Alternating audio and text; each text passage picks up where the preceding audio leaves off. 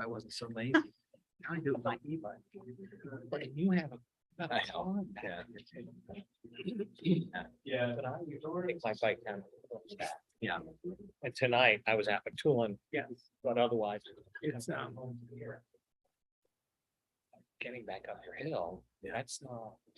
Burlington Telecom guest.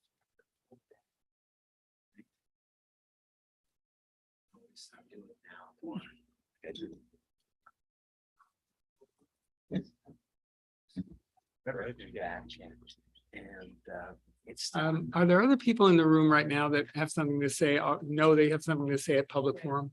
Great. Yeah, okay, Stu. What's your name? I'm sorry. My name's Champlain. Excellent. Thank you. Be careful though. The moment you use them, you're gonna say, I have to get more. You are. So, well, we have a pair of stand-up paddle boards now that happens, same kind of stuff. Nice, nice. Can you anything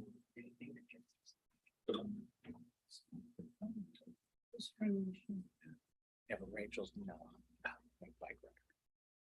Taking her on, filling the bike path, go on.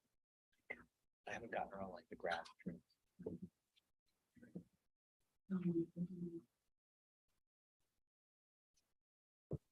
Where's Billy? Yeah, where did Billy go? He's off screen. He was gonna start us off. It's not happening. Pinch it. Child That's right. That's what they look for. Cleaner. He's back. He's back there. Yeah, he's coming.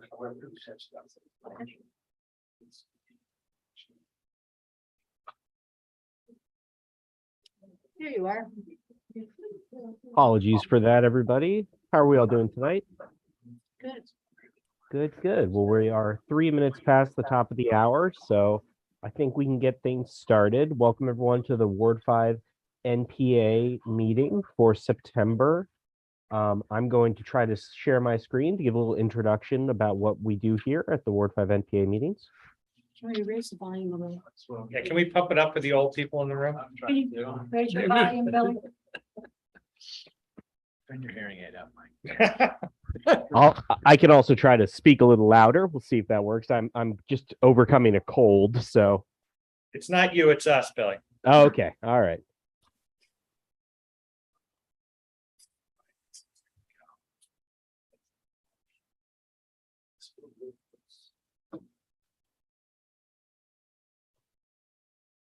Somebody else can keep speaking. Billy, go ahead. Okay, can you hear me now? Yeah. Lovely, lovely. Look at that cutie. Yes, yes. All right. So welcome everybody to the Ward 5 NPA meeting for September. I'm just going to give a little bit of an introduction to our guiding principles. If you want to be here, then do you want to be here for a little bit? Okay. Can you all still hear me? Yep. Yes. Excellent. All right, then we've been able to switch off the headphones and now Winnie can be a more active participant. All right. So at the Ward 5 NPA, these are our guiding principles. We are a safe space. We provide a welcome forum for all. When I need you to just listen up while I talk about the beginning of the meeting, okay? We are accessible. We engage with all community members and we seek to minimize barriers to participation. That's impartially seen by how we continue this hybrid format going forward, which allows visitors of all sizes to join us at our meetings. We are respectful. We try to be aware of cultural and economic differences, and we value diverse perspectives. We aspire to be vital. We look to add fun and creativity to our neighborhoods. And perhaps most importantly, we are nonpartisan. We do not endorse political candidates. We are just an open forum for neighbors to come together and talk about important issues affecting us in our communities. So here are our steering committee members listed up on here when I can't really see. So could you possibly, there we go. Thank you very much to Cito for helping with everything we do. And when I'm in the middle of the presentation. If you want to stay, we're going to have to be a little bit calmer. Okay. All right, we use the Zoom webinar format for those of you who are participating remotely. If you haven't used the webinar format before, you should have a raise hand function that would allow you to participate when you're looking to participate. If you want to participate at some point, like for example, in public forum, which will be coming up shortly, we would ask that you raise your hand. I'll try keep an eye on moderating virtually, so I'll keep an eye to see who's participating that way. If you raise your hand and I call on you, you can start your video and unmute your mic when it's your turn to talk. Nancy. Yep, there's lots of our friends there. So here's our agenda for tonight. We're going to start, as I said, with public forum. We're then going to get, this is a theme, is sort of a back to school theme. I have a new student at Champlain Elementary right here who's been having a lovely time her first couple weeks there. So we're going to hear from Tom Flanagan and a bunch of our school board members, and we've got Principal Joe coming on. We've got a great lineup, and then at 8:15 we have the South End Multimodal Feasibility Study. Oh, excuse me. All right, now I'm just going to skip right in to just the brief public forum ground rules, just to talk those through, because we're about to go into public forum. We would ask that you identify yourself, where you live in Ward 3, just, street or part of the ward. If you're speaking on behalf of a group, we would ask you to say what the group is, and please be considerate of the time and allow others to speak. So I will model what we're looking for introductions. My name is Billy Clark. I live in the Five Sisters neighborhood on Locust Terrace, and I am speaking on behalf of the Ward 5 NPA Steering Committee. So now with all those introductions out of the way, I will stop sharing my screen in order to be able to see all the faces of those participating remotely. And I will turn it over for public forum. Then we do the mouse. Billy, we do have 3 people here right now who want to be in public forum. I don't know if other people online have already raised their hand.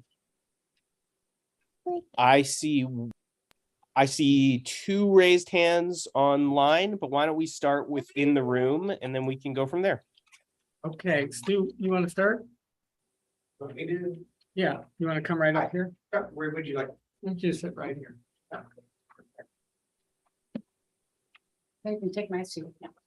You start there. Hi, I'm Stu Lindsay from, what we said, okay. From Linden Terrace, the Bridgecliff neighborhood. And I work with Net Zero Vermont on a project called Walk to Shop. And looking at the neighborhood, it should be a walkable, bikeable, livable neighborhood. So can we get more people to walk to the grocery store? We all live no more than 1,500 steps within this area. And one of the reasons that people don't walk is it's difficult to carry groceries. So what we offer is a little shopping trolley that will carry about 50 pounds, a smaller version that will carry about 40. And my wife will walk over to the Shaw's. We weigh the cart when she comes back and she's got over 30 pounds of groceries and still fresh as a daisy. So EPA estimates we drive 10 billion miles a year of journeys less than 1 mile. So every journey that we can take by foot makes a more sociable neighborhood. Everybody wins. You get more exercise, not the fumes. So we'll be at the Net Zero, the BED Energy Fair this weekend, and you can pick them up. This one here, if you were to buy online, is in excess of 100. We sell them for 50, and the smaller one for 40. So it's heavily subsidized to incentivize people to walk. Stu, do you have an online presence where people can buy them? Yep. You can't really buy them online. We do a lot of demonstrations and pop-ups. So we can always bring one around. I'll just deliver one for you. And maybe you could give our Nancy, our note taker, your email so that. Sure. Okay. Yeah. Great. Okay. Thank you. Thanks. Sean, We you can want look to at do it it? after. Okay. You So want to do walk the the same thing? Come on up.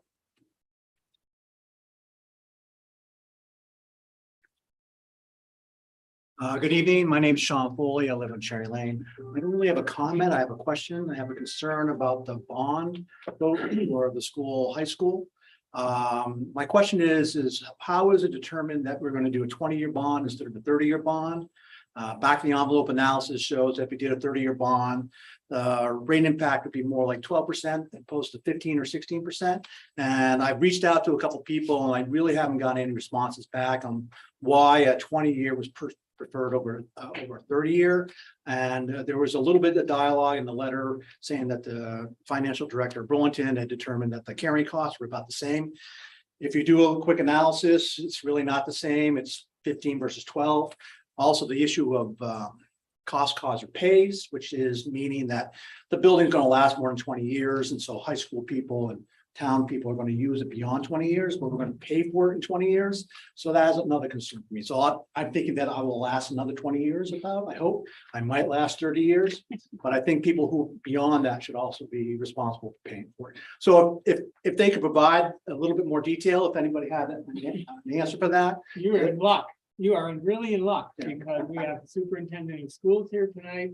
We have our 2 school commissioners and Great, that's anybody why I can came. answer those That's why I questions. came. They can. Thank you for your question. Billy, you want to go with raised hands? Absolutely, yeah. We can turn it over to Jeffrey DeSena. I see you with your raised hand. Hi all, I'm Jeffrey DeSena from Arthur Court. Sorry, I am traveling this week, but I'm glad I was able to jump in. So I just had some questions about the multimodal project. Looking through some of the mock-ups, it seems to be mostly a parking garage with some frills, which I am getting the sense that a lot of Burlingtonians are kind of on the same page that I am of wanting to move Burlington toward a less car dependent city, which it is much better than much of the rest of the country already. But to me, it looks like this project only just encourages more people to drive into the city. So I would love to see if we have any other alternatives to encourage more cycling and walking and other transit options to get there and get from there. I love to see that there was a connection to the planned mixed use path along the Champlain Parkway. I think that's great. I did not see any planned bike parking. So if we want to plan for a future in which more and more of us are not getting around by car for just about every trip, then I would love to see that incorporated in our plans for facilities that are going to be around for decades to come. So those are my thoughts. Thanks. Excellent. Thank you very much, Jeffrey. I hope you're able to stay on for the discussion of that later on in the meeting, but if not, it's great to get those comments in now. I'll move over now to Ben. Ben Travers, recognize you. Thanks, Billy. Appreciate that. And hello to everyone. Ben Travers. I live on South Crest Drive, and I'm the city councilor from Ward 5. Obviously, any number of issues we could talk about with respect to our city here, not the least of which are the items you have on your agenda. Oop, Ben, you've slipped onto mute. Okay. There, I'm not there sure you when are. I muted. Did that just happen, Billy? Yeah, we only lost about 5 seconds of it. Okay, So. sorry about that. No, I was just going to say that any number of issues that we could talk about, not the least of which is the schools. So I'm excited about that topic tonight. With respect to the neighbor who just asked about the 20-year versus 30-year bond, I may have been one of the folks who received the email, and I would just like to follow up with them that I've been in touch with Nathan Lavery as well as Richard Goodwin with the city to ask that exact question. And if that neighbor is Sean, then I did get an email back today that I'm intending to forward to you. And I suspect Superintendent Flanagan may be able to speak to it as well. But The reason why I wanted to come tonight was with respect to the role that I have on the City Council's Charter Change Committee. I serve on that committee with Councilors Jean Bergman and Sarah Carpenter. We are again looking at placing a proposal on the ballot in March of next year regarding all legal resident voting. This would extend local voting rights to non-US citizens. This is something that Burlington looked at in 2015 and voters voted it down at that point in time. Had Burlington taken that step back in 2015, it would have been one of the first municipalities in the state that did that. Since 2015, Montpelier and Winooski have both taken the step of changing their charters to allow for non-US citizens to vote in their local elections. We, as a charter change committee and probably as a council here shortly, will be considering whether to take the step as Burlington to place it on the ballot for voters to vote on it in March. We're going around to all the NPAs as part of a large community engagement session with you all, as well as with folks who will be most impacted by this, which are non-US citizens who would gain that right to vote in local elections for local candidates and on local questions. Wanted to let you all know that there's a website that's been put up, which is at burlingtonvt.gov/all-resident-voting. On that website, there's an FAQ document that answers a number of questions. It's been translated into multiple different languages who folks who would need that translation on the document. And would invite you all, if you have any questions at this point in time, to either reach out to me, come to a charter change committee meeting, or stand by for this to be on the agenda for the full city council, at which time we would love to hear from you. So this is an intent to give folks a heads up to let you know that this is what we're talking about, and looking forward to hearing from any of you who are interested in it. Thank you. Excellent. Thanks so much, Ben. Andy, do you have any other people in the room who want to do public comment? I actually have a comment, but Jane Hendley does too. So online, maybe Jane, you could go next. Are you sure? Are you sure? I wanted to ask whether about recycling, whether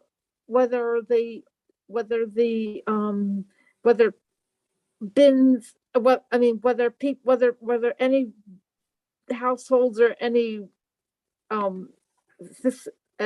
places where where there are several homes, and I'm sorry, like apartment buildings. I live in a housing cooperative that the city is enforcing the recycling rules, or are people's bins being rejected, or are households being told if they find a lot of trash in their bins, or not? Are they just relying on people people to comply, and not with no penalties attached? Jane, have you asked that question of Public Works? I could, and I guess if there's nobody who'd answer the question, I can. Yes. There's nobody specifically here from Public Works. Ben, do you know anything about that? I see you're from the electric department now, so. I'm excited for Net Zero Energy Fest this weekend, so I'm standing for Burlington Electric. Andy, no, I don't have any information specific to the sort of enforcement mechanisms with respect to recycling. What I can mention is that, first of all, the City Council recently issued a contract that allows the city to purchase a whole lot more of the rollaway recycling carts, which will be subsidized for folks to purchase for their properties. Also, the City Council Ordinance Committee is going to be considering a proposal soon that would, if it were passed in the form that it's in right now, would mandate the use of rollaway recycling carts with lids on them for the purpose of both limiting litter that's blown away from recycling bins that don't have tops on them, as well as we've gotten feedback from DPW that folks who work on recycling trucks have some workplace injuries from using the bins as opposed to the rollaway carts that are more easily put into the truck. But in any event, Jane, what I could commit to you, if you don't reach out to DPW otherwise, is when we discuss that recycling cart issue, I'd certainly be happy to bring up your question with DPW when they come before the ordinance committee, which I also serve on. That's okay. I will call DPW. Okay, thanks, Jane. So I do have something I wanted to say. I do want to screen share if I can. Let's see.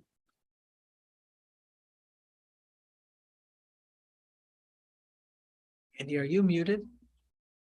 No, I am Oh, muted because I'm sorry. getting feedback, but I think I'm okay, share. Yeah, we I can still wanted hear to- you fine. I wanted to just say a word in commemoration of my friend and civic activist Tony Reddington. He died less than a month ago, he was somebody who really had an impact on Burlington. He was an NPA member of the steering committee in wards 2 and 3 for a long time. He spoke quite a few times in the Ward 5 NPA. He was an incredible model of civic activism. And he focused on transportation issues. But I just wanted to read really quickly something I wrote for 7 days, a letter that I wrote to 7 days, because for me, it kind of sums up Tony. Tony Reddington was indeed an outspoken transportation advocate.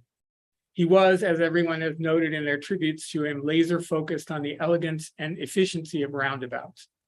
However, underpinning his persistent work for safer streets, Tony's real obsession was for justice.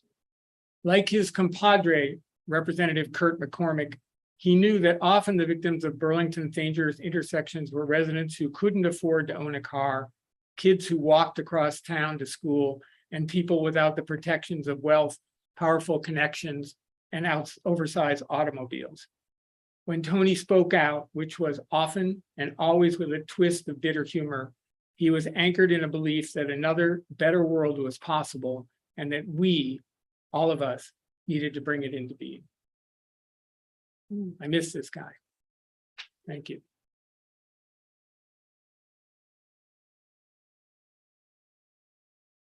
Thank you very much, Andy. I think we all on the steering committee and I'll echo those sentiments. Well, excellent. Well, moving on now to the next part. I think that will close public forum. I just want to make sure I didn't miss any other raised hands. Nope, I think that is everybody. So we will. Billy, I had a couple of slides that we flipped through at the beginning, just quick, maybe 1 or 2 minutes total. Maybe, I don't know, I don't have my internet on here. Can you screen share? Go back to pages 6 and 7. Sure, absolutely. Hold on one moment. Maybe better move over by the microphone. Thank you. Okay, so the first one, it's real small on there. So we were asked by another steering committee member who's involved with the ad hoc reappraisal committee, involved with raising and who knows, maybe lowering some taxes in town last year. There's going to be a public forum regarding that process on next week on Thursday, the 22nd at 6 p.m. And that's going to be at City Hall in the Sharon Bouchard, hopefully I pronounced that right, room. And there is going to be Zoom provided as well. It wasn't posted as of right now. And hopefully, I don't think that's going to come through in the video, so we'll put it in the minutes. You'll be able to go to those websites. It's slideshow button. Yeah, he has like his screen turned sideways or something. Basically, on the city's website, there's a ad hoc committee page. You could probably Google that pretty easily. And that's supposedly where the Zoom info will be by next Thursday. And then there's also mentioned that you can send written comments to the sort of city employee that's attached to this committee, who's J Dempsey at burlingtonbt.gov. So that was the first announcement. And the second thing was several months ago, actually, Dan Hill had asked us to announce that they were always seeking, well, I didn't say always, often seeking crossing guards. That was probably in May. It looks like the rec's still open, so still seeking crossing guards. The one at Pine did get filled like the third or second or fourth day of school. I'm not sure. There's been someone there. I'm sure there's some other corners that are less busy that are still empty. So it's pretty good pay. It's not a lot of hours. So if interested, there's the phone number. And it is kind of on DPW's website under the careers button there. So if you're interested, go for it. So that I also had one more, since we're only like 10 minutes over. Oops.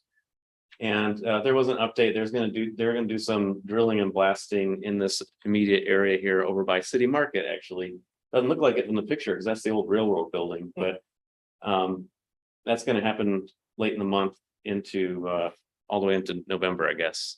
I don't think it'll be every day, but there'll be some new activities that I don't think were previously planned.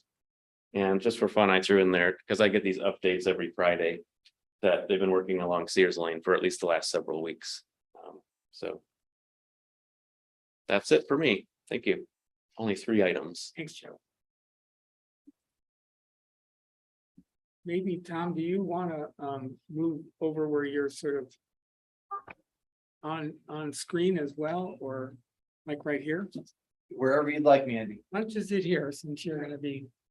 I think that you Folks with me, I'll have them introduce maybe themselves too. maybe sign it on the screen, but. Special video seat. Yeah.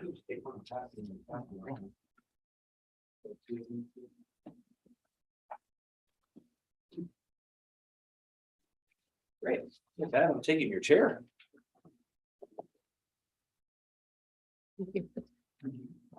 All right. Good evening. It's great to see you all. Thanks for having us tonight. Here to talk about the school bond.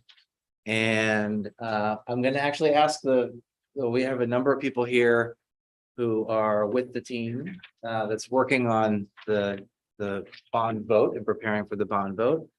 And also some friends. Hi, Andrew. And Mike.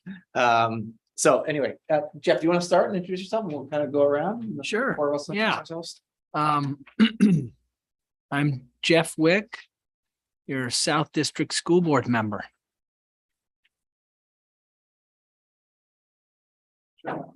Alex Albert, architect with Freeman French Freeman Architects. Jesse Beck, architect with Freeman French Freeman.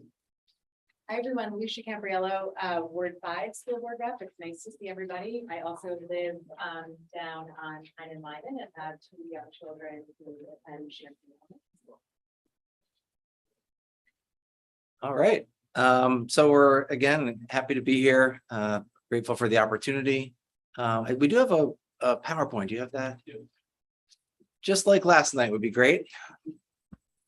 This has been fun going to I've done the NPAs. I've done the NPAs virtually since I've been here. A couple of them I haven't been in person yet. So last night I got to see a new space, the meeting house up on South Prospect. Tonight I get to see. I've been in this building, but never in this office. I'm a little jealous. I think we need to set up like this. What I'll do is I'm going to set myself a timer for 12 minutes starting now. And I'll just talk through the slides and then that'll leave time for discussion. Does that work for folks? Yeah. Yeah. Okay. So we can roll ahead to the first slide.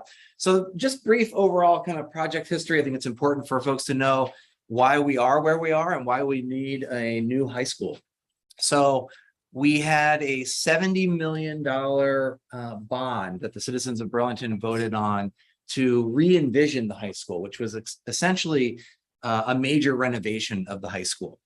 And through that process, what you have to do is environmental testing. And so we did environmental testing and found that there were PCBs in the air. That was the April of 2020 when, August of 2020, when we learned on the first day of school that the PCBs in a couple of buildings of the bigger building were high enough that it raised alarm among the Department of Environmental Conservation and for Vermont and the Federal Environmental Protection Agency. And they told us, don't go back in the building. And then we subsequently received additional testing that came back for the whole building. And we then met again with the Department of Environmental Conservation and the EPA and a number of the people who had been working on the environmental testing, and learned at that meeting that it was not safe to go back into the building with the level of PCBs where they were. We actually stopped and asked the question, does anyone in this room feel it is safe to go back into the building? And no one felt it was safe for us to return to the building. And that's including the EPA, the Department of Environmental Conservation, and not our own, but the folks who have contracted with us. And in fact, some of those people said outside of the factory setting, it was the highest level of PCBs they'd ever seen in a building. So it was a significant problem. And essentially what that did was it led us to figure out where they were coming from and how there were such high levels of PCBs in the air, sort of aggregate across the building. And what we learned through that is that there were PCBs in the caulking around the windows, in the glue tile underneath, glue that was sticking the tile to the floor, and in the light ballasts. And in all of those places over the years, they had spread out. So they were into the floor, they were 2 feet around every window, they were in the soil, and they were in the ceiling. And so essentially, if you look at the building, the old BHS building up on the hill where there are windows, if you took out 2 feet around each window, you would have no more walls left. And so essentially the building is totaled if you think about a car. That's how I think about it. So that led us to make a decision that we needed to build a new high school. We had already bonded for $70 million and knew that we needed significant improvements. And then we learned about this massive problem with chemical contaminants in the building materials and in the air. We did not use, or we borrowed part of the $70 million bond, and we only utilized $4 million of the $70 million to get to the point where we stopped. And so we have either not borrowed or given back the additional 66 million. So we did not utilize 66 million of the original bond. And so that is essentially as if it never happened. It's not impacting taxpayers in any way and won't. So this is a separate set of dollars that we're talking about for a new building. So we'll keep going. That led us to a decision-making process where we needed to figure out what the best place was for the building and what the best kind of building design would be for the building on that place. We ended up choosing Institute Road, which is the location where the current high school sits, because it would be less expensive than any of the other options, number one, and also be able to, it would get us into the space sooner. And it also has the campus feel, connection to the bike path, the lake, the farms forest, and that sort of campus feel. So it was by far the most, we did a bunch of community, we asked the community what they thought, and across the board, the top picked site was Institute Road. So after that, our design team designed 6 options, or 5.5 options. There was one sort of 0.5 option for buildings that we could build on that site. And we ended up choosing option C. Option C was the least expensive of those options, and also the one with the most compact design that would be the most energy efficient. And again, it also was the most straightforward and would take the least amount of time. There were a couple that were pretty interesting, but had us building new roads and just would have been much more complicated. So we chose the least expensive location and the least expensive place or building on that site. And throughout this process, we've been really trying to think hard and plan for how to build an amazing building for our community and for our students, and also how to be really mindful of the impact of that building on taxpayers of Burlington. So as we've gone through the process, you can see sort of the evolution of the process. One big piece of information that I think is important to know is that we have a technical center. So it's Burlington High School and Burlington Technical Center. Half of the students in the Burlington Technical Center are Burlington residents. And so we decided to remove half of the Burlington Technical Center program space from the building and keep half of it in. And something really fortuitous happened that led to that decision, which is that we learned that we received a $10 million grant, and we applied for and received a $10 million grant from Senator Leahy. It's an earmark federal grant to build at the an aviation center, build out our aviation program at the airport. So these two things happened at just a perfect time and allowed us to continue to offer all of the programs that we're offering in BTC, but have them be offered in two sites.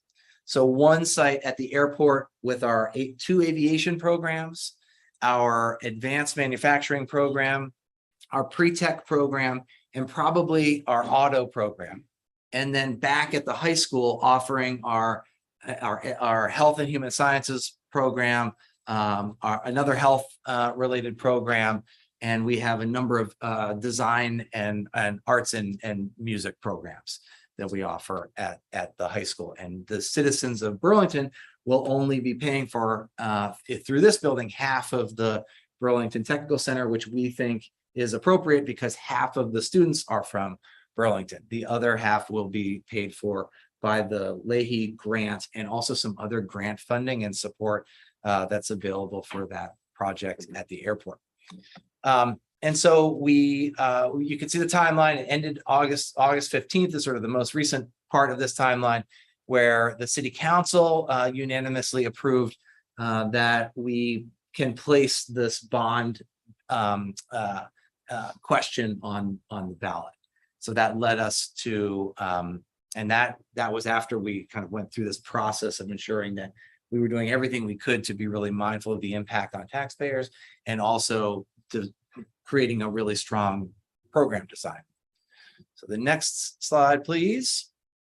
So we have the updated site plan, which you can see here. The last one I didn't talk about a lot, but it's sort of it highlights where Burlington Technical Center is, Burlington High School.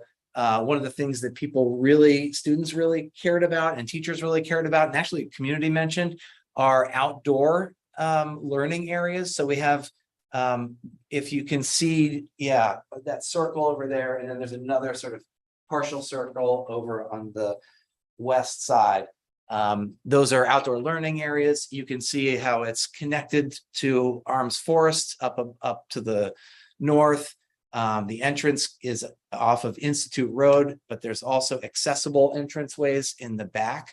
Accessibility is a really important thing because the current high school building on Institute Road is very inaccessible for individuals with disabilities and who may have mobility related disabilities. So it's extremely challenging and not ADA compliant building. And so this new building does that, as well as it being seated on the land really well, we think. Next slide. And this next couple slides just show you some images from different vantage points. This is Institute Road going down toward the lake. And so you can see there's pull out, so you don't end up getting backed up. Cars don't end up getting backed up out on the road, and there's an accessible sort of entranceway there. There's also a lot of accessibility for multimodal transit. There's a lot of bike parking spaces here. I think it was 300. Close to 300 bicycle parking spaces. So we're really being very mindful of the future here. That's the south entrance. Keep going. the north entrance. This is the backside, the north side of the building, where much of the parking is and where the buses will circle around. You have to have circling so buses can go in there. And then you can see here the north entrance that also sees through to the south entrance. So you can see the light on the other side of the entrance. That's the south side in the fields. And that brings you into a commons area. So that's sort of a central area in the building that has spaces for students to collaborate, to socialize, to eat, and to create an entrance that feels, like a place for students to learn. And also for the community. I mean, I think one of the things that it's really important for us in the design here is that this building is open to the community and has space and that we've planned for accessibility and openness to the community when school's not in session, and in some cases when school is in session. That is a big part of the design process. Keep rolling. This is an example of a classroom, so you can see the natural light. Oh, that's my 12 minutes right now. Keep rolling. Okay. The commons. So this is the commons I just mentioned. Lots of space, lots of light, lots of flexible spaces for students to be together and to work, to collaborate, and to eat and do the things that students do together in schools. Keep going. Here's the auditorium, and you can just kind of keep rolling. Learning center. This is the library media center. Keep going. And so we want to be really clear and transparent. And I also want to acknowledge that it's a little challenging to explain the exact tax impact of this project. And so what we're showing you is the tax rate increase, which is 15.67% on a $370,000 home. We do have another slide that shows you a breakdown across home values. And so that's about $805 per year, $67 per month. And then you can see $190 per year for the income sensitized payer. One of the thing that's really important for you to know is that the Burlington School District, the Burlington School Board, Mike Fisher was a part of the board during this time too, have been really aggressively seeking equitable funding for our district. And we through really intense advocacy, unexpectedly, the legislature decided to create and to create an equitable funding model. The funding model prior to this, what will be fiscal year 25, is when it will start. Up to then has been inequitable. It does not fund students with English who are English learners, and students who are living in poverty, and students in high school appropriately. And so what's happening is the districts around us are essentially able to provide a higher level of service for a lower tax impact. And that's what we've been referring to as the weighted pupil. So we've updated the weighted pupil, which is essentially how many dollars a student is worth, or its cost to educate a student based on their level of need. And we have been inequitably funded for many, many, many years. This fixes that. And so that is going to do two things for us. Number one, it's going to allow us to provide better services to students. And number two, because the citizens of Burlington have been paying for a high quality education for students, it will also reduce the tax impact on doing that. So it won't, and if you look at the most recent estimate, it estimates that the offset of the weighted pupil, if we budgeted the exact same way, would be minus 15%. So that would be a direct offset.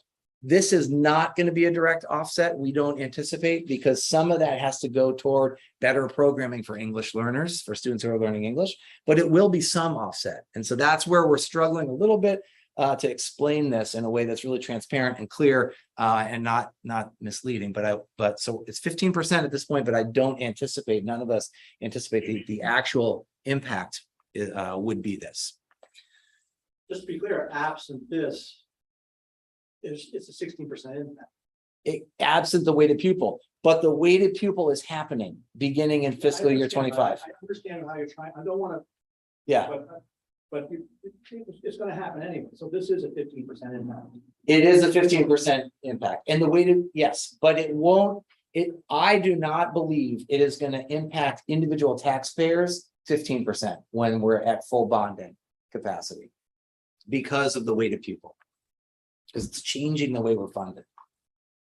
But it's not going to offset it 100%. And that's why we keep saying, that's why the 15% is there clearly. And I'm happy to take more questions about it. Truthfully, it's been a little hard. So what has a decision already been rendered by the legislature, by whatever decision-making body exists, that we are gonna get a different weighting formula? Yes. And that's a guarantee, so this rate's gonna go Done. down. So the weighted pupil, the way that our pupils are weighted will change so that we don't have to pay as much for individual students' services that we're currently paying, essentially. So it's the Vermont funding formula is also extremely complex, which it doesn't help in sort of explaining this, but yeah, that begins in fiscal year 25. So in fiscal year 25, the weighted pupil will shift. What it shows is that in places like Essex and CVSD and South Burlington, there are plus 10 to 15%, meaning that their budgets are going to go up in terms of their spending per pupil will go up. Ours will go down. So that will have a tax impact. Just a couple more slides. I went over in probably 15 minutes. This shows by all this is posted online. We have this on our website, and it's all posted so you can see it. Well, so we'll just keep moving. So this shows the borrowing over time. You mentioned you asked about the 20-year bond. We've been working with the city, with Rich Goodwin at the city, to determine what the best duration of borrowing should be. When we looked at the market a few months ago, 20 years was the right number. It could still be 30. We will look at that when we're going out to borrow. So I have a question about the borrow. So on the vote, you're just getting close to the. Sorry. Come on up. So the vote just allows you to borrow the money, doesn't actually set the parameters Exactly. of what the borrowing is. Yes. You should really, I mean, I kind of do this for a living. Yeah. It's very confusing when you guys just say, hey, it's better. You need to say, hey, we're gonna get 3.5 versus 3.75. And that we borrow for 30 years, you know, because you divide $165 million versus 30 over 20, it's a significant impact on the rate, on the tax impact. Right. And so you need to explain why you're doing for 20. Yeah. Just not say it looks better. You need to say it looks better because this is the rate for this one, and this is the rate for that one, Yeah. and this is the borrowing cost. Okay. Yeah, I think we can certainly do that. And I appreciate that question because it is something it depends on the market at the time of our I know, borrowing. I just looked at Moody's Yeah. today, and the difference, the basis differential between a 30 and a 20 year was about 30 basis points. And Right. so that's not really much to say the switch between the two. Right. And this is on double A bonds, and I think the city's a little bit better than that. So when I look at it, I'm like, this does not make sense for a rate impact tax. Raising. So I may be the only one that's interested in this, but I'm interested. I doubt it. Thank you. And this helps too, because we have FAQs out. We're really trying to make sure we're taking questions, learning from them, making sure we know we're thinking about everything, first of all, that's out there that we may not be thinking about, but also that we're able to explain to people, you know, why we're making the decisions we're making. You're making Thank a you. long time to invest anyway. Bond, the rates are just going. Yeah. All right, so we can go, I'm basically done here. I think there's maybe one more slide. Thank you.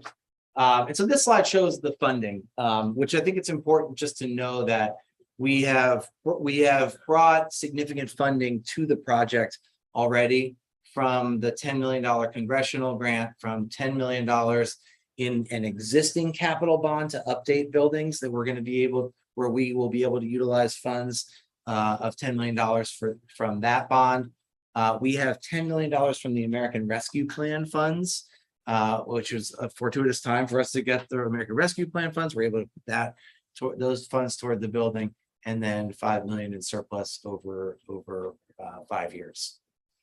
We are continuing to aggressively pursue state and federal funding, working with a consultant, researching current fiscal year grants and that we are eligible for, that we believe we are eligible for, have partnership with Growing Students Foundation to bring philanthropy to the table, and also gearing up for the fiscal year 24 legislative cycle, where we think we may be doing the same type of advocacy that we did on the weighted pupil for construction aid. Currently, there's no construction aid in the state. There needs to be the bill, and the state is gearing up for that. They did a study. They've developed a commission to look at that study and make some decisions. So I think we'll probably be asking the citizens of Burlington to sort of help mobilize around the advocacy for construction aid, because I think that will help here as well. We're committed to doing everything we can, and we have an MOU with the city where we've agreed to work together, and we've committed to be accountable to continuing to aggressively fundraise so that we don't have to borrow for the whole 165 million. So with that, we can take questions. I had a question about the PCBs. You said that the PCB levels were in excess of, I believe, the EPA standard. There have been some confusion about the health department standard for PCBs versus EPA's, that we were wildly out of sync with the EPA. You know, we had a much more restrictive level. Are the PCB problems located in the entire building, or is it just located in one part of the building? There are PCBs throughout the building. The highest levels of PCBs, where they're in the thousands in some areas, and it's thousands of nanograms per cubic meter, those are in building F, and they sort of get lower and lower as you go through the building. But each of the buildings has high levels of PCBs.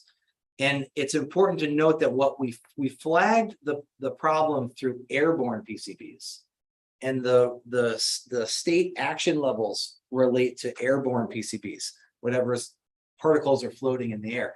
But once you flag those based on being at a certain, what they call action level, the action is you've got to investigate more. And what we had to do was look at building materials.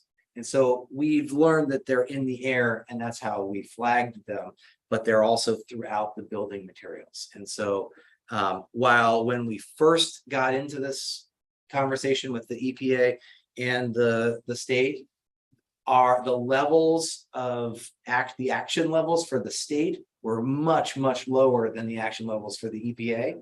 We sat at a table with the EPA and the Department of Environmental Conservation from Vermont, and they both they did not think it was safe to go back in the building. Let me just ask it a little differently. So it's my understanding that the health department's standard was like 15 PCB nanograms. Right. And the EPA's was like 350 Right. PCB nanograms, as reported by Vermont Digger. There was also identification, and I'm just Sure. saying what I think I read. Yeah. And all of you would know far more about this. Where I'm coming from is, are there any of the buildings that can be preserved? I understand there's an ambient level of PCB everywhere. And there's an ambient level that unfortunately was at perhaps the level that the health department had established as an actionable level, 15 nanograms of PCBs. Are there, once again, any of the buildings that are salvageable that don't have actionable or worrisome levels of PCB? We don't believe so. And that is based on two things. One, the amount of PCBs that are in the air and the building materials. Much of the reporting has been about the airborne PCBs, but those PCBs are also in the walls and the ceiling and the floor, right? And so we have to take action on those. And so you get down to a point where we were already in a building. When I walked the building in April with Dan French, the Secretary of Education, and he said, this is one of the worst buildings in the state. And so we're already working with a building that is sort of widely viewed as not a good building. We already had a $70 million bond to renovate and upgrade the building. And then we have this massive health, chemical issue in the building. And so at that point, it's important. We all believed that the best decision was to build a new building. Yeah, I'm not arguing about people's motives or, I think Right. that people were working with good faith. It was my understanding one more time Sure. that there are separate buildings at Burlington High School. I'm not aware of the campus well, but there's F building, there's Right, technical yes. building. It was my understanding that there were specific buildings that were at very high levels and other buildings that were not. So my Yes. question is that true? And if so, why aren't we preserving some of the buildings that are not at dangerous levels or, at levels that are bad for children? Yeah, and I think I can take a start at it, and then maybe the design team can help answer that question. There are buildings that have very high levels of PCBs. F building is one of them. There are some with much lower levels of PCBs. A building is one of them. We're currently using A building for some of those, for some activities at this point, because you can be in there for a limited amount of time. But when we were making a decision about the best building to build and the type of building that was accessible and offered the types of program spaces that we felt we needed, preserving individual buildings didn't make sense. And that was a decision that we kind of collectively made together. I see. So the decision really is about upgrading really the quality of the building, not Yes. without respect to the PCBs in some instances. So some of it had to be replaced because of the PCB levels, and the others you wanted to replace because of the inadequacies of the buildings. Let me chime in a little bit. Not wanted. It's infeasible and uneconomic. It's like if I'm gonna tear down my house, in my garage, because most of it is not very good.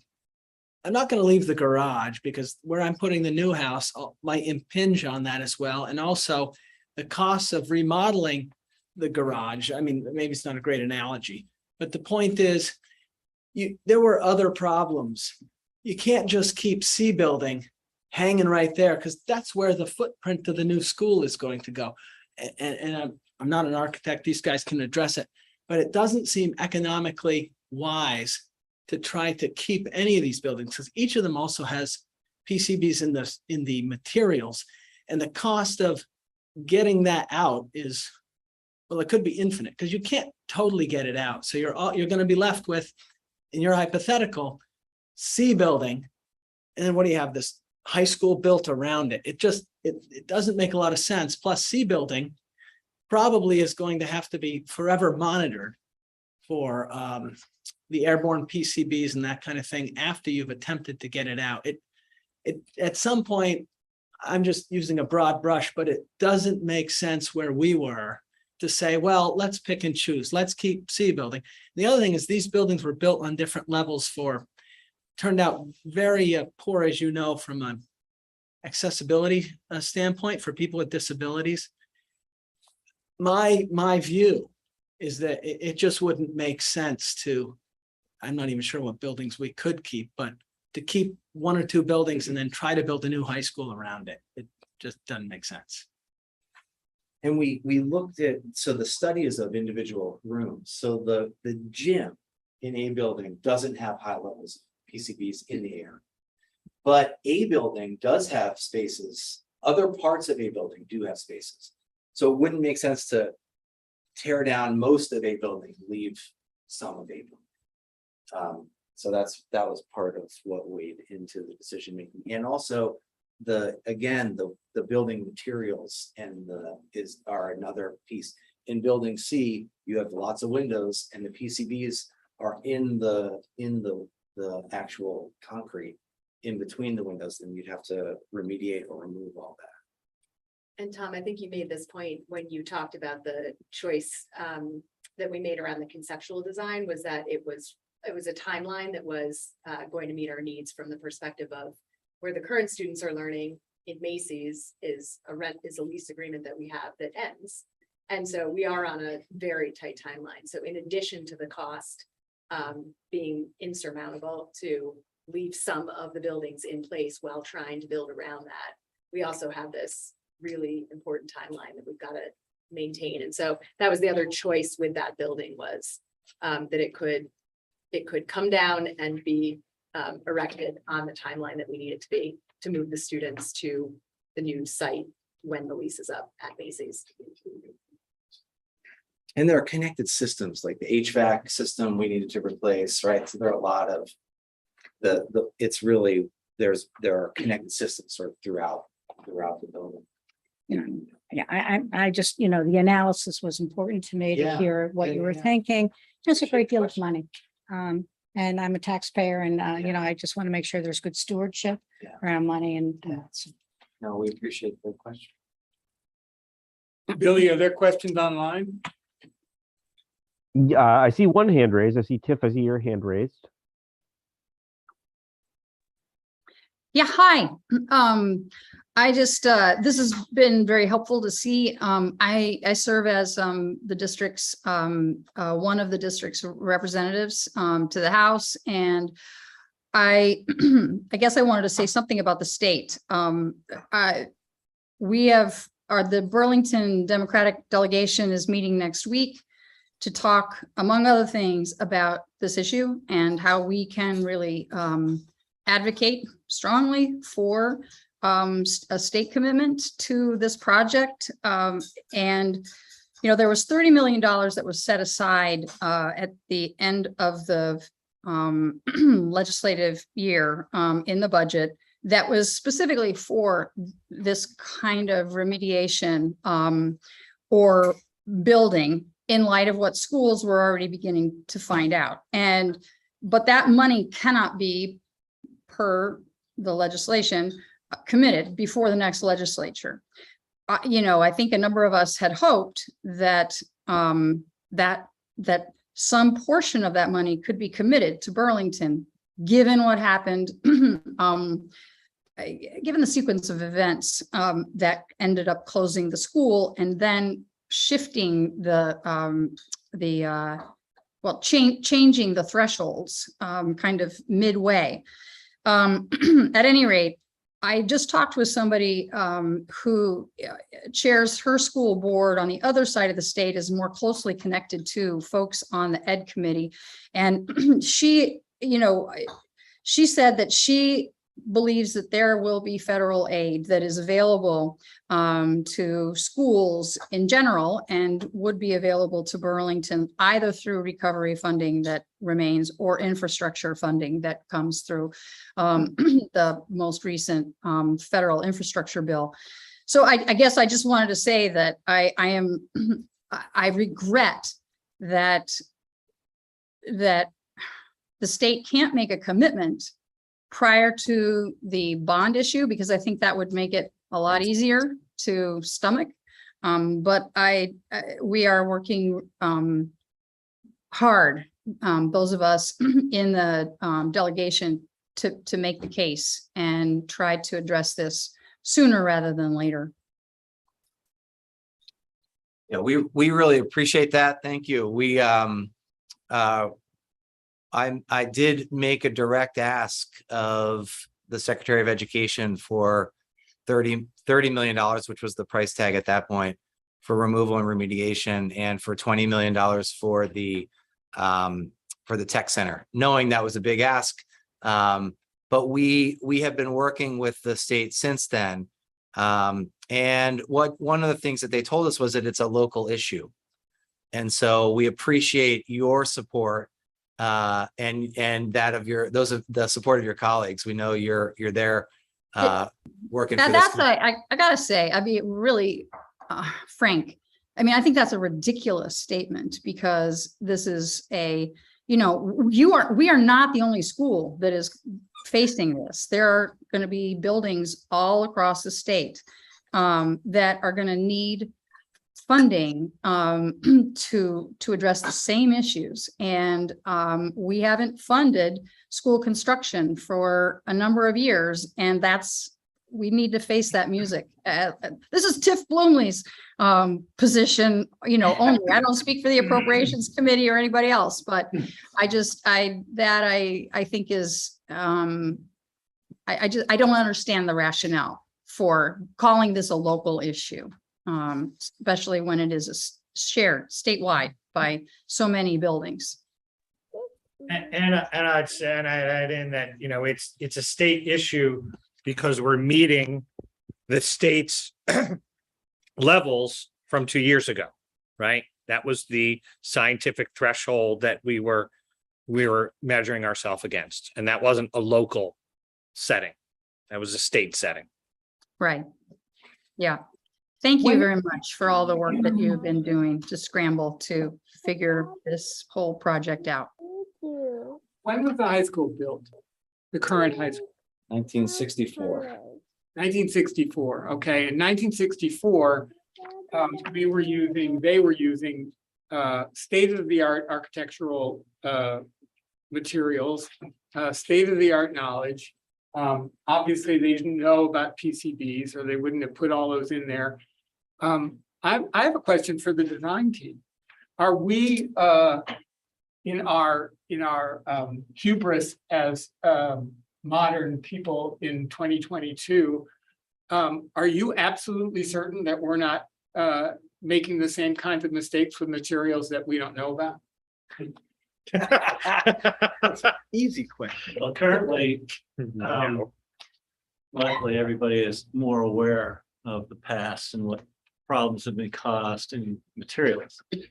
So we have now product declaration sheets on most all of the products that we use as part of our design that tells us what's in there and that they don't have contaminants in them. But there's no guarantees that there's going to be a new discovery, 10 years from now that says something might be creating a problem. So you can't predict the future, but what we can do is say that we are in this new design, looking at product declaration sheets and making sure that known contaminants aren't being reused again. So forever chemicals, that we're just now discovering are in so many different things, so many different consumer products. Are those a potential culprit in 10 years from now or 20 years from now, or? I'm not a product scientist, so I couldn't tell you.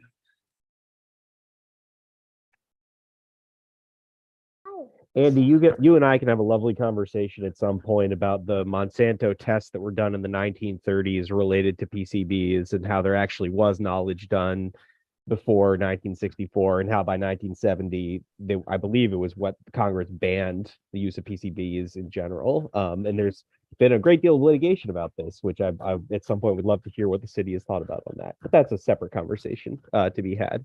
The one point that I just want to make on that sort of theme is that I do worry that we are taking on a problem that is going to be a national problem sooner rather than later, and that we are the tip of the iceberg of this PCB issue, because so many schools were built in the 1960s and so many schools were built with this caulking.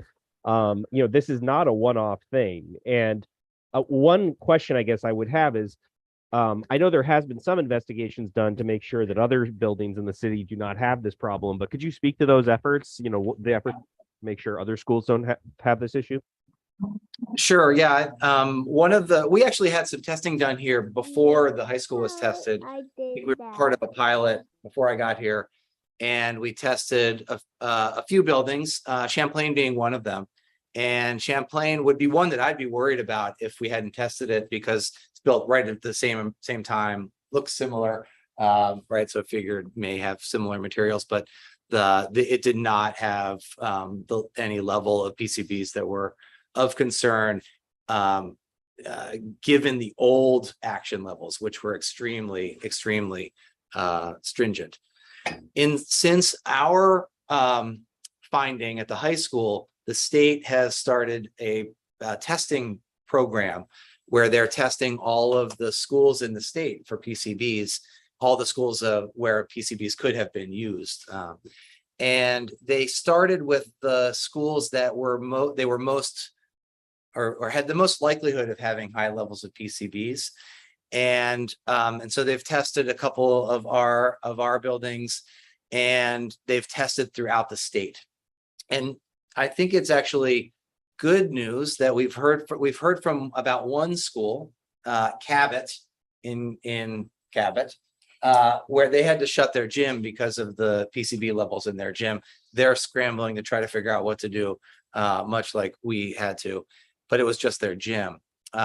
So I don't know. I mean, it's hard to say. It could be that BHS is really an anomaly, or we could see these issues popping up across the state. But we've investigated the majority of our school buildings and those buildings that are of highest concern and haven't had any issues other than at BHS. So that investigation continues and will continue, and will continue across the state. So hopefully we don't have those really pervasive issues across the state. And then we can get all of that $30 million for PCBs that's sitting in the state budgets right now. And that'll bring the taxes down. Yeah, and we're not the tip of the spear, Billy. There are other schools. I'm trying to find it. I think it was in Springfield, Mass. Springfield, Mass. Western Mass is a number of schools that have had some issues. But the point is well taken, I think, because it's possible that much of the rest of the country hasn't done this yet. And maybe, who knows if our timing is good or bad, but it's unfortunate because the students have to have a place to go. We were so lucky to have Macy's. People keep asking me, what would you have done if you didn't have an empty Macy's? I don't know what our high schoolers would be. Wild. Where they would be learning. Actually, we were gonna do Trailers. Trailers was the other option, but that was much more expensive. And the state did give us $3.5 million to build out Macy's. So they have supported us. Yeah. But we need more, and we're gonna fight for more. Well, this is an incredibly interesting conversation that I don't want to cut off, but we are running a bit over on time. And I have a 5-year-old here that I desperately need to put down to bed. So Andy, I'm going to toss the moderating over to you for the in-person and just to check, see if there's any final questions for this group before we go on to the next topic. Lucia has something she wants to say. I was just going to jump in and offer that for those of you, obviously you're all Burlingtonians, you're here. We would all love to invite you to vote yes on November 8th, and you'll probably receive your ballots, I think, within the next couple of weeks. So you can vote yes even sooner than that. And if you take care of your own vote, you can also talk to your friends and neighbors about their vote. And so as you are contemplating this decision, if you haven't already made the decision to vote yes, please feel free to reach out to any of us. If you have additional questions that we can answer, we would love to move you into a solid yes before November 8th. This is a huge deal.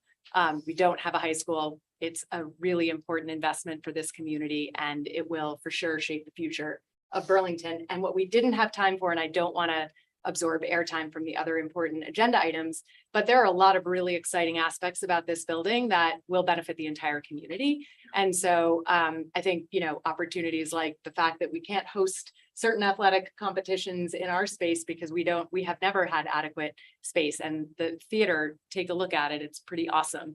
And so there's some really wonderful ways that I think the community will benefit in ways that our current old building, clearly can't accommodate because it is not a great building at all, but hasn't been able to accommodate a lot of those things. So there's a lot to get excited about. And there are a ton of really wonderful materials on the website. So vote yes on November 8th. And if you have additional questions, let us help you get to yes. Ballots go out September 26th. So in mailboxes the 28th, we're predicting.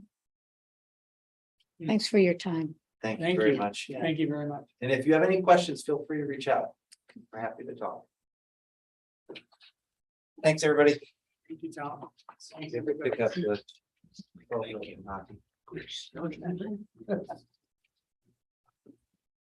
right, so we're on to thank you. I'll be back in a minute. Okay. We are on to our discussion of the multimodal transportation center feasibility study. We have, did Joe join us? He was gonna give us a few minutes. Sorry. I'm here. I have. Oh, Joe. Yeah, Joe, I'm here. You get 2 minutes. No, I forgot. I can get it done in 30 seconds, but you might not catch it all. Thanks for having me, everybody. And I am here as much as an ambassador of goodwill as anything else. But I am, for those of you who don't know me, I'm Joe Restagini. I am the principal at Champlain Elementary School, white man in a position of authority, educator, father, husband, son, he, him pronouns, and also former Ward 5 resident. I lived at the Champlain School Apartments while I was back in college to get my teaching license. So proud to hear how things have kind of grown since my time living in your neighborhood and now serving your community. I have 3 real touch points that I'd like to just highlight as we open school this year, and I'm happy to stay for questions as well. The first and most important one in my mind in terms of being a community asset for Ward 5 is Champlain Elementary School has opened a preschool classroom in our building for the first time. And we are really proud to announce this opportunity for families and really expand programming that further meets the needs of and also establishes another location and reason for why people would want to choose to live in the south end of Burlington. 4-year-olds have entered the building, and we've got 2 great classroom teachers in there, a paraeducator supporting 16 students at this point. And it feels really good to me to be able to expand that opportunity to families. I look forward to us expanding our pre-K opportunities further and even seeking other chances for birth to 3 and 3 to 5 as another reason for why people would want to move to our lovely community. The other piece that and is notable for taxpayers here in terms of your investment in Champlain Elementary School is that we have invested our budgetary rise allocations for a special educator that is now common at each grade level from pre-K up to grade 5, so that this gives us a more innovative look at the way that we deliver education, really putting another skilled teacher in each grade level classroom to support students with individualized education plans as well as those without. And the other piece that is also important for me to note here with you tonight is that Burlington School District, the elementary schools across all of our elementary schools, have invested in a new literacy program for K to 5. And this is the American Reading Company program. They have sent and have model teachers that will be at our schools once a month. Today was the first time that Champlain was visited by the American Reading Company coaches. And the reason why this is important and me to bring this to your attention tonight is simply for the fact that it's the first time in my 20 years of education where all teachers and staff are learning a program that is really going to meet student needs in a way that's really improved, and all learning it at the same time on a level playing field. So I think just knowing that and appreciating the fact that across Burlington School District, the elementary schools, there's going to be consistency in curriculum and consistency in delivery of curriculum. This is just an important thing for you to just be aware of and to be thinking about as we're talking about. You'll hear American Reading Company for the next few years to come as it starts to become more a part of just how we implement education across all of our elementary schools. So I thank you for having me tonight. I know that you've got other agenda items, but I'm happy to take questions if you've got them for me. Have questions for Principal Joe? Joe, thank you very much for being with us tonight. All right, let's move on. So we have, as I was saying before, Jeff Doobie and David Saladino from VHB. It looks like Samantha Dunn from CEDO is here. And our subject is a report back on the multimodal transportation center feasibility study. And we did have a question earlier. I don't know if you were on. We had a question during public forum about the design that had been public before, and whether this was really going to point us toward a future with fewer cars and less car orientation in Burlington. So if you could address that question as well, that would be great. Okay, well, thank you. Samantha, do you want to say any opening comments, or we jump right in? Yeah, I think you can jump right in, mostly here to, offer support and answer questions, and just thank the NPA for listening again and providing feedback as we sort of finalize this feasibility study and begin to move forward on next steps. Okay. Let's see here. Okay, is that coming through? Yep. Okay. Well, thank you all for your time tonight. And I know we've got a full agenda, so we'll try to keep things moving along here. So the project, this multimodal transit center in the South End, what we're looking at here is a feasibility study, and so we are. Apologize, my phone is ringing at an inopportune time. So we're looking at the feasibility. So are there any major red or yellow flags associated with building a multimodal center in Burlington South End? And so our task in working with the city and the regional Chittenden County Regional Planning Commission is first to look at the feasibility, any red or yellow flags associated with the center, estimating parking demand, and this kind of gets to that question. We can touch on that a bit later about what the demand is today versus going forward into the future. We looked at two different options, one with residential uses, one without, and you'll see those sketches tonight. Developing a construction cost estimate, which we have in hand. We'll be presenting those. We have a set of funding streams. We'll be talking about those tonight. And our last task was doing things like this, so communicating the information out to the public. So to get into the project, and some of you, or maybe many of you, have been involved in this project in previous meetings, but for those who haven't, the site that we're looking at here is 68 Sears Lane. We've got two images here, both the same site. So this is off Lakeside Avenue, off of Sears Lane, between Sears Lane and Lakeside Avenue. And this parcel, it's about a little over 3 acres. It's owned by the city of Burlington. It abuts directly adjacent to the 125 Lakeside Avenue, which is owned by a private entity. And you can see on the right-hand side, same image, just showing what the site looks like with the Champlain Parkway. Hopefully in not too long of a time period, will start to look like that. And so what we were looking at here from a development program, looking at a transit center, so an opportunity place for buses to stage, for people to wait and board on the buses, the parking garage. And so we did do some work. We've worked with CATMA and other folks within the city to identify what the parking demand, an estimate of parking demand. We got somewhere between 500 and 550 spaces. About 350 of those spaces are utilized at the lot just to the north, so in the background here.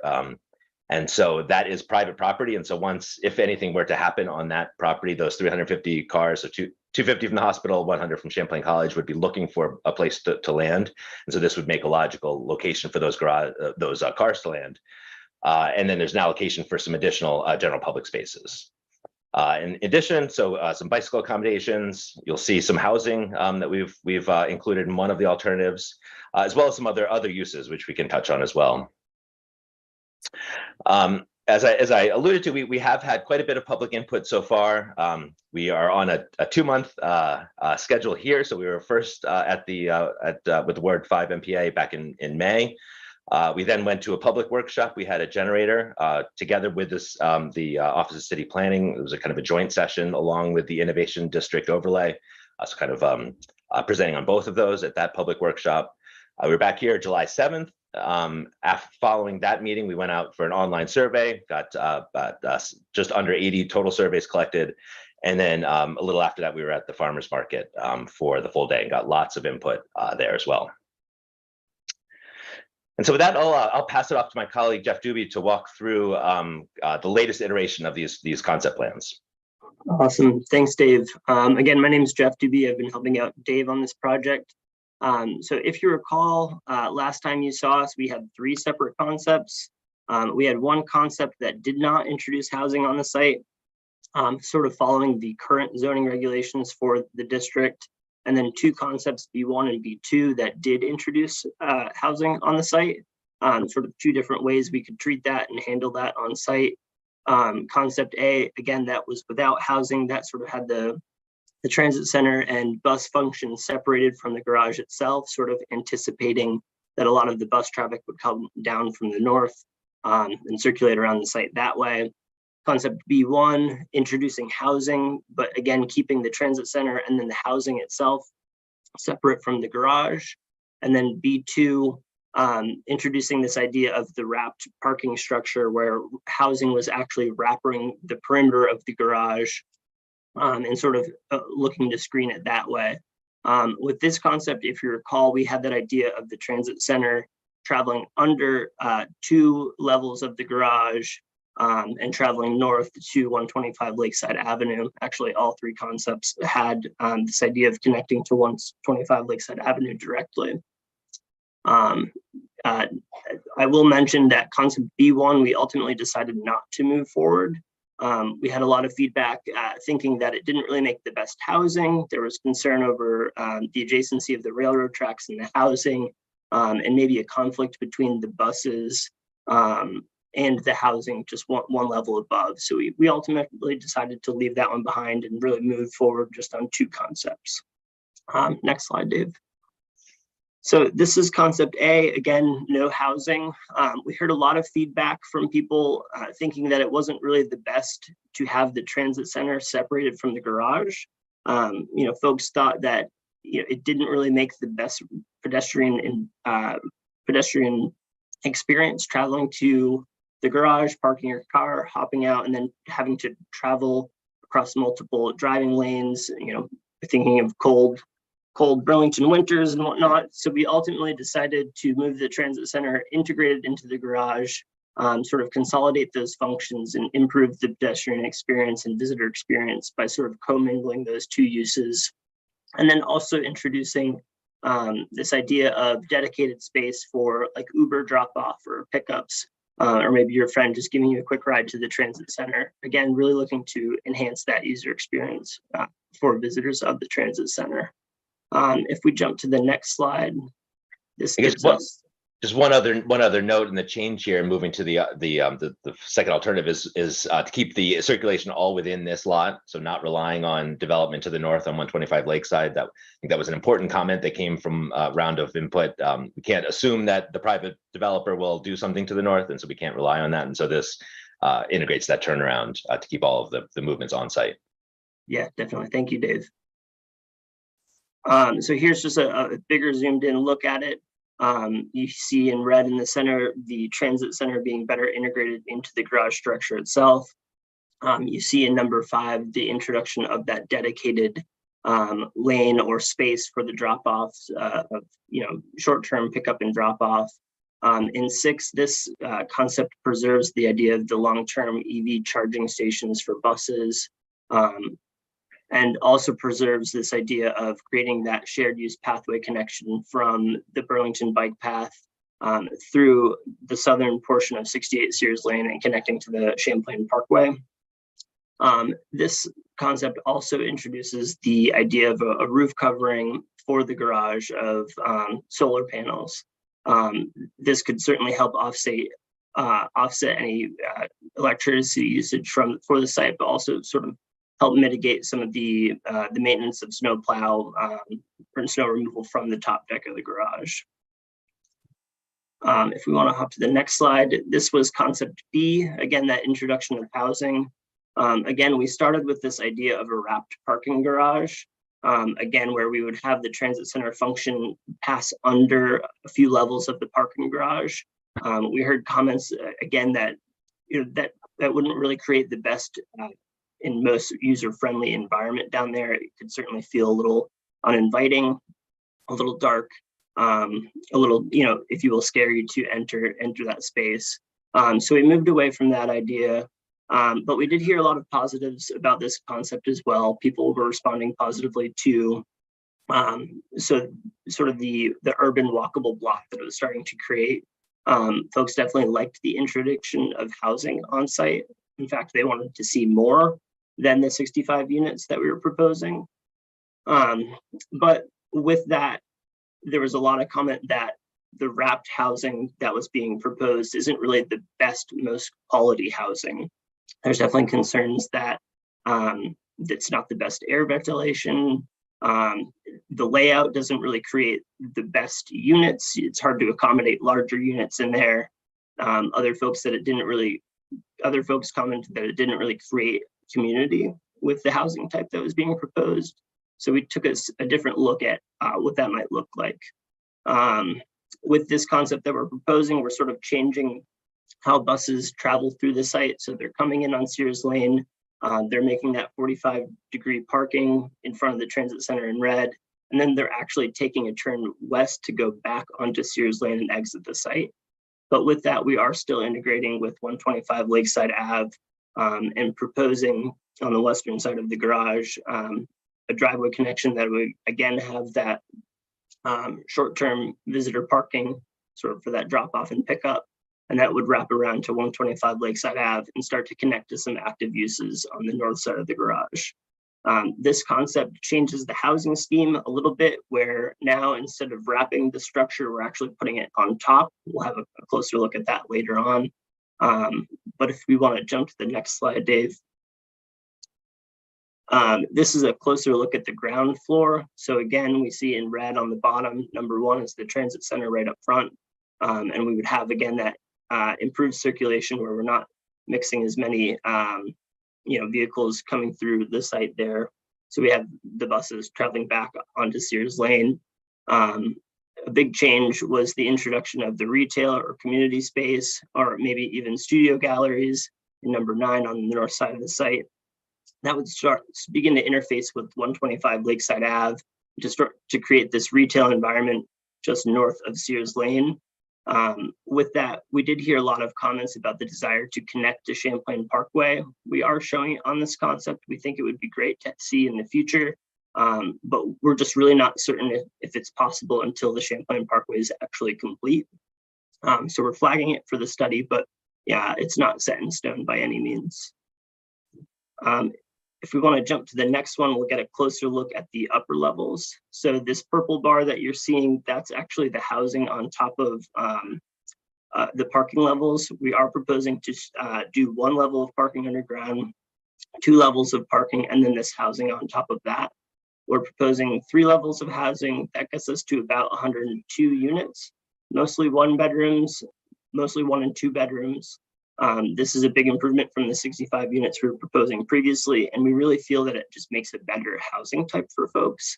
With the housing that we're proposing and its arrangement, you'll see it sort of frames these 2 amenity courtyards that could be really great spaces for people to, host community gatherings, small private parties, or just have a nice quiet afternoon outside. We're also showing around the perimeter this idea of creating these small private patio spaces as well, really speaking to that idea of creating the best housing that we can. Next slide, Dave. This is sort of a section, 2 different sections through the site. This first one, section A on top, sort of going north-south. So here we'll see the different levels, 1 parking underground. We've got the transit center on Sears Lane, and then this idea of the retail or community space on the northern side of the site, interfacing with 125 Lakeside Ave and the development they're sort of working through now over there. And then we'll see those 3 levels of residential uses up above, and then sort of the amenity courtyards that it creates in that space. Section B goes from the railroad tracks over to Champlain Parkway. And again, you'll see sort of those amenity courtyards that are framed by the housing areas, and this idea of the courtyards sort of capturing that morning sun or capturing views toward the lake and really becoming wonderful spaces for the residents and perhaps the public even. Another comment here is, if we jump back, you'll see sort of how the arrangement of the housing allows us to step back those taller residential floors from adjacent uses like the railroad and the housing beyond. Next. So with both of these concepts, we think it would be really important to treat the garage level sensitively. We think that there's many ways to do this. In all of the concepts, we are proposing, natural vegetative screening through shrubs, taller shrubs, and of course shade trees. But we think the garage structure itself could lend itself well to an architectural treatment. So here, excuse me, here you see a number of different panel type treatments. more of an architectural approach, but certainly there's different ways we can do it with more of a living wall as well. So it remains to be seen, but we do think it's an important aspect of the project just to make sure that it doesn't read as your typical concrete structure from the 70s that we're all thinking of. So it could be a really beautiful structure. Next, I'll pass it back to Dave to talk through some other considerations. Okay, thanks, Jeff. Nearing the home stretch here, just a couple final slides and we'll open up for thoughts or questions. This try to encapsulate kind of the feasibility assessment for the two concepts that Jeff just talked through. So the two columns here, one on the left is the first concept without the housing, on the right is the one that Jeff just talked through with the housing. The individual rows are certain indicators that we looked at throughout this feasibility study. You can see concept A has lots of green checks, really, except for the public support metric, which as we were gauging sentiment from the public meetings and from our online survey, we found that people really felt strongly about integrating housing, particularly, I think, given the current housing shortage today. So that's really the one kind of yellow flag for concept A. And you can see the cost estimate of roughly $30 million for that concept. And concept B, it may look like there's lots of yellow flags, but these are truly yellow flags. These are, we didn't come across any kind of fatal flaws with the concept. Just a couple things to note though. So concept B, in terms of accessibility, it's an unknown or kind of outside of the city's control what happens on 125 Lakeside. So no guarantee that there will be that connection. And similarly, as Jeff noted, that connection out to the Champlain Parkway, that's still an unknown and won't be known until Federal Highway can render a decision after the construction is complete. In terms of zoning, there is the Innovation District overlay district that is the city will be looking for voter approval towards the end of the year. And so that will allow the height and the residential uses here. If that doesn't pass, that wouldn't allow concept B to move forward because this doesn't integrate housing into the concept. In terms of soils, we did find relatively shallow groundwater depth. It's not a showstopper, but it would just increase costs as we talked about going down one level for one of the levels of the parking garage. And then under utilities, there is some limited wastewater capacity along the Pine Street sewer main that heads out to the wastewater treatment plant. We did have some good discussions with the water resource team in Burlington and came up with a good solution, storage and pumping solution that just adds cost to the bottom line. So that's, again, not a showstopper. You can see here the cost estimate is a good bit higher, about 3 times concept A, getting close to 85 million, but this does integrate many other features, including the housing, retail, and some other uses as well. And then lastly, here's just some financing and funding options. I won't list through this, but there are quite a few sources out there. Over the last year or so, as many are aware, there's been a lot of dollars made available through the federal government, lots of them looking at ways to create smarter connected communities. Probably the most attractive here are the FTA funds. I won't go into the detail about the differences here, but as long as the bar on the right, as long as GMT is operating out of this facility, this becomes eligible for these the kind of formula and the grant funds through FTA. So that's probably the most likely. There are a number of other sources that are listed on here, including kind of discretionary grants, earmarks, Northern Borders Regional Commission, and then a public-private partnership, some kind of relationship, which would be very likely in the concept B if there is an integration of some private uses as well. And then just to wrap up here, where we go from here. So after tonight, we've got a final advisory committee meeting. We'll be looking in about 2 weeks, meeting with that group. And then we'll finalize our feasibility study next month. So in the month of October, we'll wrap up this assessment.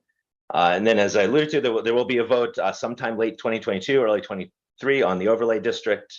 And then following that, it will be up to the city to make a determination of the highest and best use for this parcel. It may be this multimodal facility, may be something different.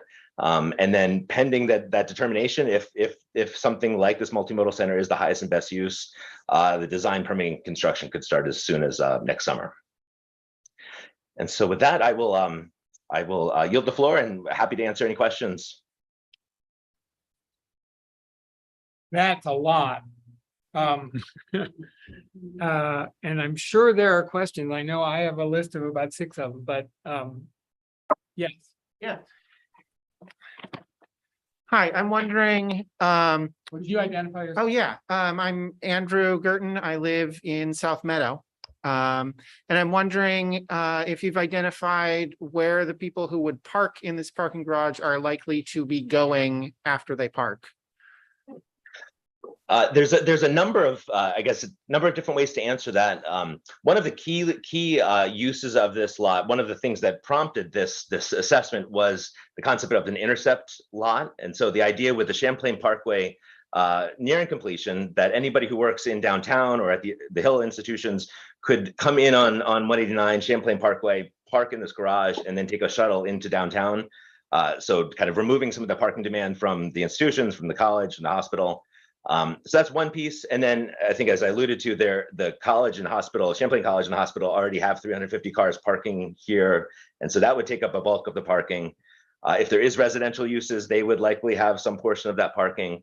And then the last component is really, you know, if you take a bird's eye view of this area, there's a lot of asphalt, right? There's a lot of, you know, the Innovation Center, the 125 Lakeside, all around here are lots of surface parking. And so there may be an opportunity to consolidate that parking, basically put that to better use and put those cars in this garage.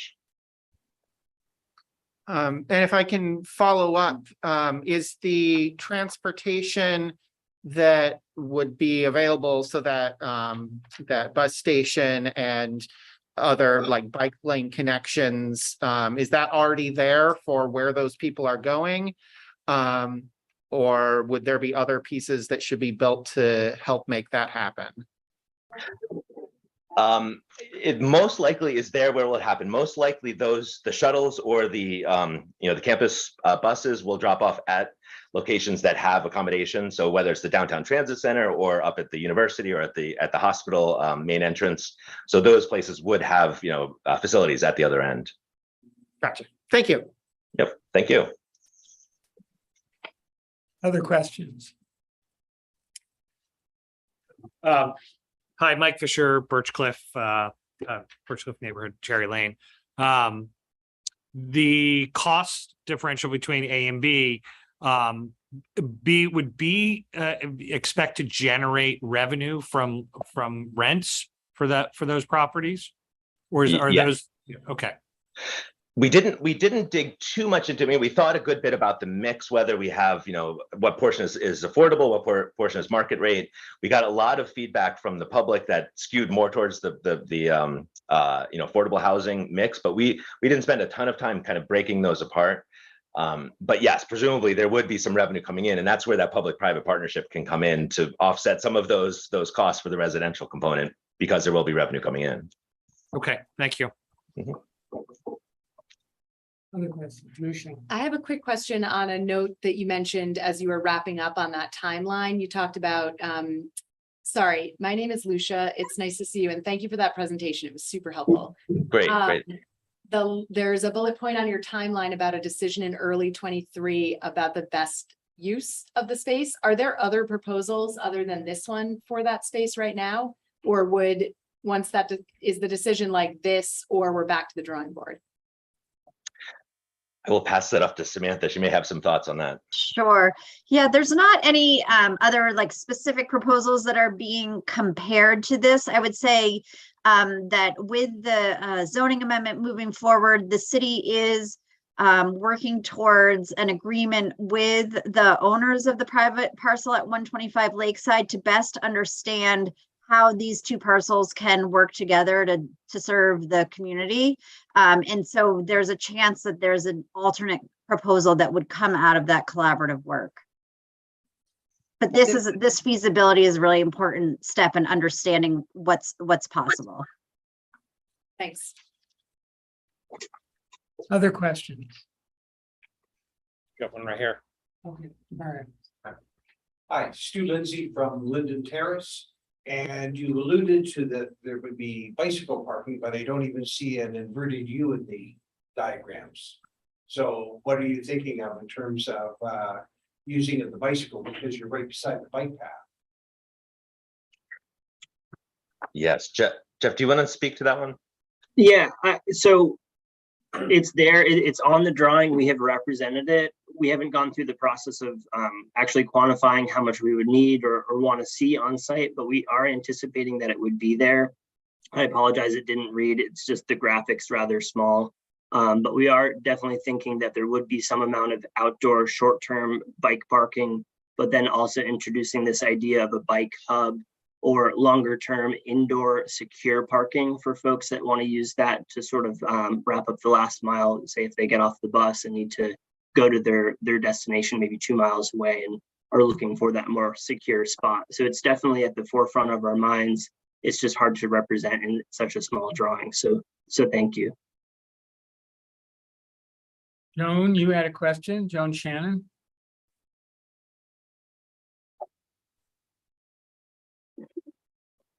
Thank you very much. Thank you for the presentation. That's really helpful to understand what's happening. I was wondering if you have a link that you might be able to put in the chat so that we can send people to that link. We do, yes. The Chittenden County Regional Planning Commission has a project page with all of the information, meeting notes, drawings. Yes, and I will drop it in the chat. Great, thank you. Then also, I wondered if other locations are being looked at rather than a location. You know, it's always been a problem in the South End. Traffic has always been kind of the #1 complaint in the South End until more recently when we have bigger problems than traffic. But I wondered, why would we want to drag all the traffic through the South End neighborhoods to get to this transit center, as opposed to building, if you want to build a parking garage, why not build it on the edge of the highway? I mean, I don't think Amtrak is, I don't know if you're expecting like hundreds of people using Amtrak on a daily basis. It doesn't seem like something that actually needs to be by the railroad for commuter traffic, because Amtrak is not a commuter train. So why put this transit center? You know, I have always seen the problem that we have in Burlington as we have an enterprise zone that is separated from the highway by neighborhoods, and the traffic through those neighborhoods getting from the highway to the enterprise zone has always been problematic. And now, you know, you want to build this additional thing just to attract traffic through the neighborhoods is kind of how I see it. So what are the other considerations that would avoid bringing traffic through the South End neighborhoods? That's a very good question. I guess one note is that 350 of those spaces, those people are already coming to the 125 Lakeside, so the medical center and Champlain College, and so they've got a lease for those spaces at the 125 Lakeside, and so when any development happens there, they're not going to have a place to park, and so those cars are already driving to this destination, so those wouldn't be new trips necessarily here. But to your other point about the other trips that would be coming here, the idea was really that the Champlain Parkway would be that kind of access so that people aren't snaking their way through, the neighborhood streets to get to this location. It'd be 189 to Champlain Parkway and then just turn left onto Sears Lane. It is a good question though. I think if the idea was purely an intercept facility, an intercept lot, I think you're right. I think being further out Queen City Park Road or further, south on the Champlain Parkway would be the right location. But I think this is looking to solve multiple issues. So intercept lot, commuter lot for the institutions, and also potentially a lot to take up some of the parking that's already being used to allow infill development and density to occur down here. Well, I would say that attracting the commuter cars there today is problematic. So I don't see that. I would hope that if we're building an intercept lot, should intercept them before they get into the city, not bring them through the neighborhoods of the city and then intercept. That's not very well intercepted in my view. Mm-hmm. And I'd also like to just bring up the point that the Champlain Parkway connection has not been approved. And I don't know if it will be approved. What we're building now does not connect that road to the highway, and it may not ever. So, yes, we are building a piece of it, but what we're building so far is not going to do much at all to take the traffic off of the neighborhood streets. And so I would be concerned about building this with the expectation that we're going to have the Champlain Parkway relieving the traffic on the neighborhood streets, because that remains to be seen. We know that this is a project that has met resistance all along the way. That may not happen. And lastly, I'd like to know if there has been any discussion about security in the garage. Right now, we have prostitution, drug dealing, drug use going on in our downtown garages. And what will be done to assure that that is not what is happening in this garage, which will have fewer eyes on it. It's remote. It's going to be a lot easier for that stuff to happen than it is downtown, and it's happening downtown. Samantha, do you want to try any of those? I'm happy to respond unless you wanted to. Sure. I think they're good points. I think the point that you're making, Joan, about not wanting to pull additional traffic through the neighborhoods is one that we all agree with. And I think the feasibility, looking at this land was originally purchased for a transit facility. There's been new, and that had, you probably know the history of that better than I do. There's been new interest in that concept, I think, for two reasons. One is although we don't think Amtrak's going to suddenly become a commuter train, I think there is some forward future thinking and hope that there might potentially be light rail that would be accessed from this site, and with the opportunity to bring housing into sort of this portion of the South End. I think as David has mentioned a number of times, there's a lot of surface parking lots right now that could potentially have housing units in them instead, if there are places for people to park, or a central place for people to park. So those are some of the things being considered. I think, as you saw in the last slide, the city still has not determined that this is the right and or highest and best use for this piece of land. It was just as we've said many times, a feasibility study to say, is it possible? And there are reasons why it might make sense, but there are also reasons why it might not, and that those still need to be considered. I think the question about security is an important one, but not one that was addressed in this study, which was really much a higher level feasibility study of doesn't make sense here.